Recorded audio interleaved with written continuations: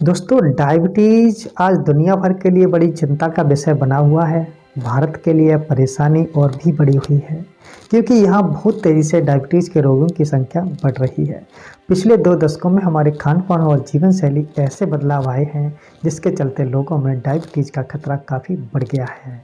Diabetes का निदान होने के बाद डॉक्टर आपको दवाएं प्रिस्क्राइब करते हैं।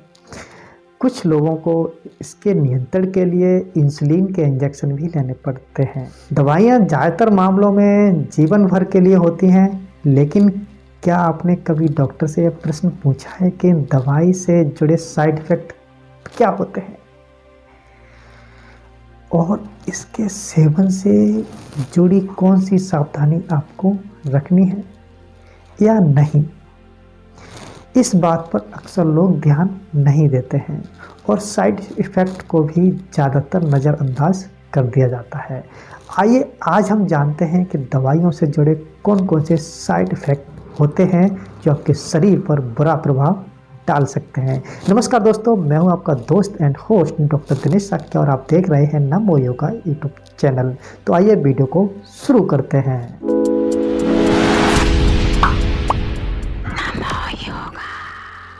दोस्तों, मेटफॉर्मिन वह दवा है जिसका उपयोग आमतौर पर टाइप 2 डायबिटीज को नियंत्रण करने में किया जाता है।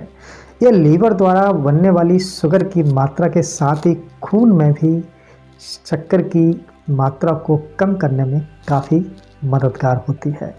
इस दवाई की वजह से शुरुआत में नर्सिया या घबराहट, गैस, दस्त लगना, जी मचलाना, पेट खराब होना और विटामिन B12 की कमी यानी लंबे समय तक हाई डोज के कारण ऐसी समस्याएं देखने को मिलती हैं, जैसे साइड इफ़ेक्ट सामने आ सकते हैं। रेयर केसेस में इस दवाई की वजह से लैक्टिक एसिडोसिस की गंभीर स्थिति बन सकती है। ऐसे में अगर अधिक थकान और उन्नीदापन, सांस लेने में दिक्कत और कमज़ोर मांसपेशियों में दर्द या फिर उल्टी जैसी समस्याएं भी देखने को मिलती हैं, तो तुरंत आप डॉक्टर से सलाह लें। दोस्तों, अगर आप डायबिटीज़ के अलावा अन्य दवाएं ले रहे हैं तो उसके कॉम्बिनेशन को लेकर भी डॉक्टर से सलाह अवश्य लें, क्योंकि कुछ दवाएं डायबिटीज़ की दवाओं के साथ मिला करके अलग तरीके से रिएक्शन दे सकती हैं, जैसे हाई बीपी, पेट के छालों के इलाज के लिए और हृदय रोगियों के लिए, मलेरिया के लिए या फिर बैक्टीरियल संक्रमण के लिए। रोग में लाई जाने वाली दवाएं मेटफॉर्मिन में मौजूद एंजाइम्स के साथ मिलकर खून में शुगर के स्तर को असंतुलित कर सकते हैं। दवाइयों के कारण लो ब्लड शुगर की समस्या। जी हाँ दोस्तों, आइए इसके बारे में भी जान लेते हैं।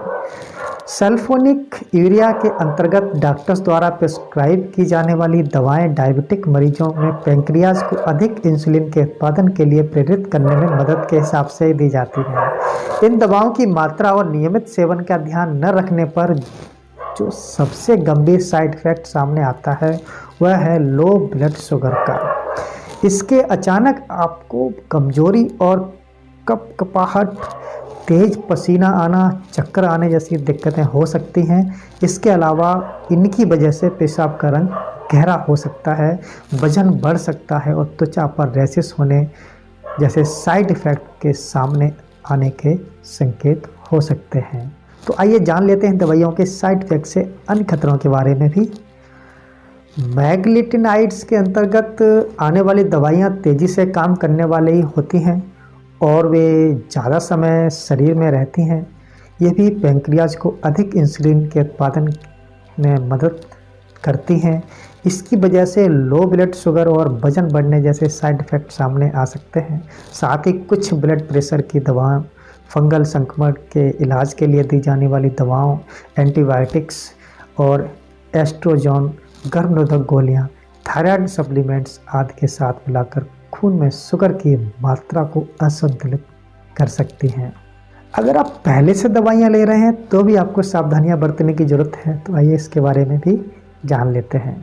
थायाजोलिडिनाइडिन, ये दवाइयाँ शरीर में इंसुलिन के काम को बढ़ाने में सहायता करते हैं।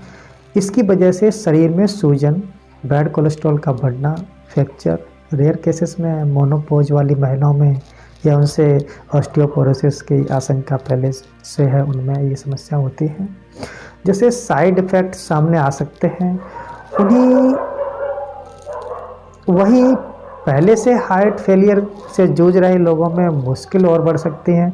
कुछ दवाएं उन एंजाइम्स को ब्लॉक कर सकती हैं जिस दवाई को शरीर में काम करने में मदद करता है।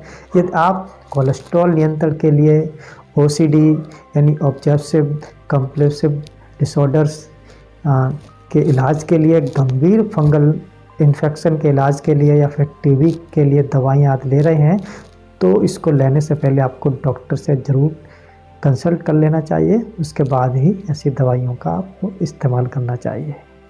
इसके अलावा डायबिटीज़ के लिए अल्फ़ा ग्लूकोसाइटिस इनहिबिटर्स खाने से पहले कौर के साथ ली जाने वाली जो दवाइयां हैं, DPP-4 और इनहिबिटर्स खाने के बाद जो दवाई ली जाती है, SGLT2 और इनहिबिटर्स इंसुलिन थेरेपी जो इंजेक्शन के द्वारा ली जाती है, आदि अगर ले रहे हैं तो आपको पेट में गड़बड़, नाक का भरा हुआ महसूस होना, गला खराब होना, दस्त लगना, मुंह का बार बार सूखना, रैशेस, चक्कर आना, एंजाइटी, ऐसी समस्याएं के जो इफ़ेक्ट्स आपको सामने आ सकते हैं। तो ये दवाएं भी अन्य कई दवाओं के साथ मिलाकर शरीर को मुश्किल में डाल सकती हैं। इसलिए डायबिटीज़ की कोई भी दवाई जब डॉक्टर्स आपको प्रिस्क्राइब करें तो डॉक्टर्स को पूर्व में ली जा रही दवाइयों की जानकारी अवश्य दें और उनसे पूछें कि दवाई का सेवन कैसे करना है।